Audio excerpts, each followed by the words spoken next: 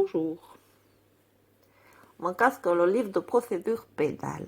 Ou d'exécution, c'est-à-dire de tuer les gens. Hein. Oups. Le but du droit pénal, pas du code pénal, du droit pénal, est de défendre la société contre des comportements déviants pouvant mettre en péril l'ordre public. C'est quoi l'ordre public? C'est quoi la société? L'État a donc mis en place un système de défense en organisant une réplique. Donc l'État, t'es qui l'État? T'es quoi? T'es quoi? Il y a une espèce de truc, une fiction administrative qui a mis en place, c'est-à-dire vos paplards vous parlent. Et attention, les paplards mettent en place un système de réplique, comme les tsunamis, au phénomène criminel que le droit pénal interdit.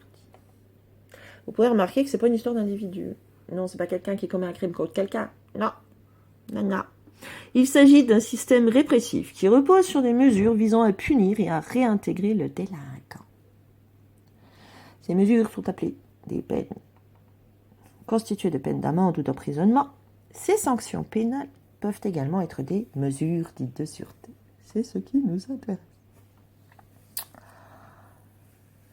La justice pénale a pour but la protection des intérêts de la société. Vous voyez le communisme ou pas du tout? Vous le voyez, le fascisme, là, ou pas? L'ONU, vous savez, l'article 31 et 30, alinéa 3 du droit universel de l'homme. Attention, hein. Si tu menaces l'ONU, ça va te chier. Hein. C'est-à-dire une organisation non gouvernementale qui déciderait pour les États membres. Vous avez signé quelque chose, vous? Non, moi non plus. Donc, le juge pénal donne une leçon qui doit servir d'exemple à tous les autres. Il vise à empêcher la réitération d'infractions par l'auteur. Oh, bon, là, il y a un auteur, dis donc. Il y a 3 formes. Il y a la rétribution de l'État. Ben, c'est comme les assureurs. Il faut leur payer une franchise quand le bien que vous leur avez donné, sans le savoir, hein, non, vous ne le savez pas, et qui vous propose d'être responsable de sa garde, ben, vous devez le dédommager si vous avez abîmé l'objet que vous lui avez donné. Bah, vous lui en avez fait cadeau. Il ne vous l'a pas dit, l'assureur. Hein. C'est le mode des assurances. Alors, il faut rétribuer la grande assurance mondiale. Il faut dédommager l'État. Ah, cette fois, c'est en toute capitale. Il faut dédommager l'État. Ah, mais c'est quoi l'État et c'est qui? Cet aspect rétributif a toujours existé, blablabla. Ah là là, c'est un but répressif de la faute commise. De la faute commise. Attention, attention, attention, attention. Donc ça a toujours existé depuis que le droit pénal est sorti de la phase de la vengeance privée. Ah, et oui, vendetta. C'était pour éviter que les Romains se fassent zigouiller par le peuple dit gaulois, hein, parce qu'ils détestaient... Ah ben ils les aimaient pas. Hein. Les trafiquants d'esclaves, ils les aimaient pas, là, les machins venus d'Asie mineure, là, ça leur plaisait pas du tout, leurs mœurs de dépravés, là, de violeurs aussi, mais d'assassins. Il y a la persuasion sous la menace. Ah, on n'essaie pas de te persuader, on te menace d'abord. Donc c'est la persuasion sous la menace, intimider pour dissuader. Alors tout ça, vous pourriez vous dire, ah oui, mais attends, c'est normal face à des criminels.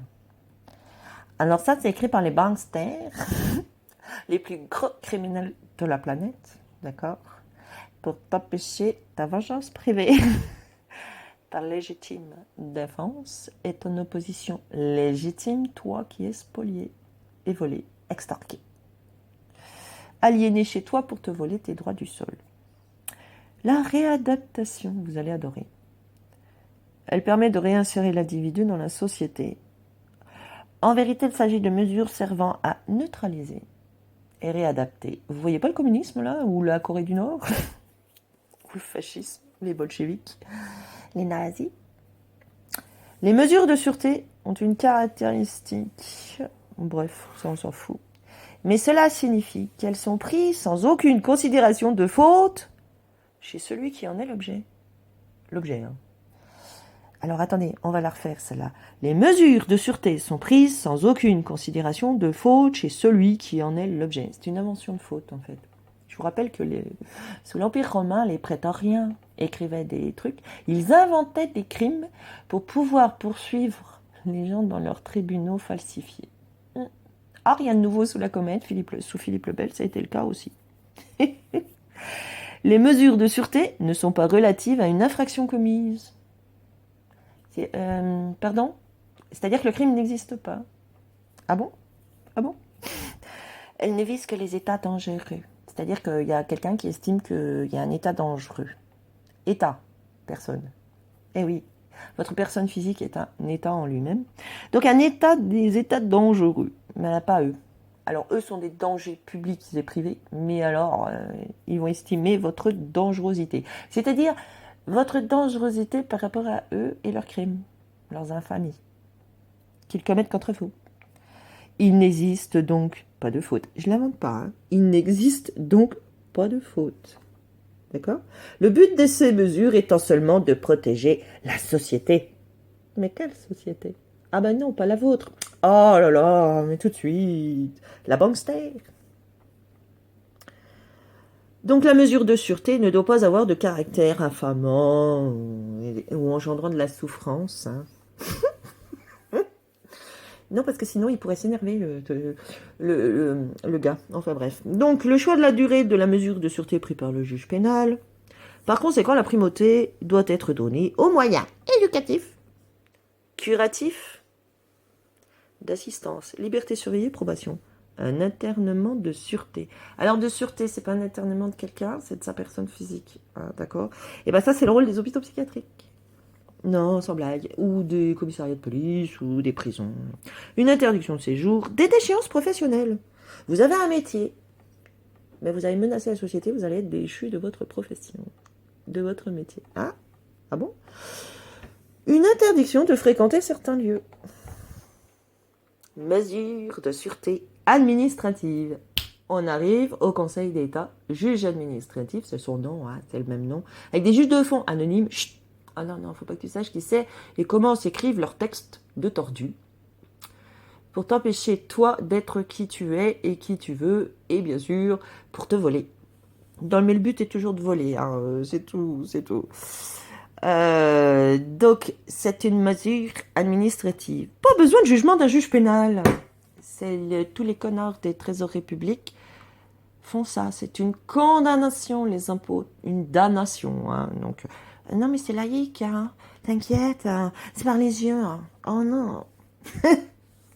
Enfin, bref.